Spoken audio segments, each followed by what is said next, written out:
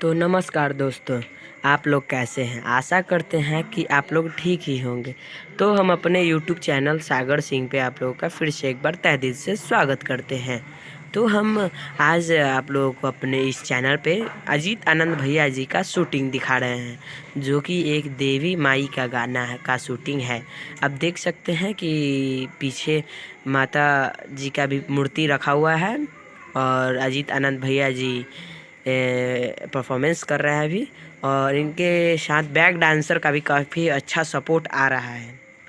और मैं बता दूं कि भैया जी का काफ़ी अच्छा आवाज़ है, और आप लोग से मैं हाथ जोड़कर विनती करूंगा कि भैया को फुल सपोर्ट कीजिए और भैया का गाना सुनिए। भैया अजीत आनंद भैया जी एक्टिंग कर रहे हैं। तो मैं आपके साथ गौरव सरकार।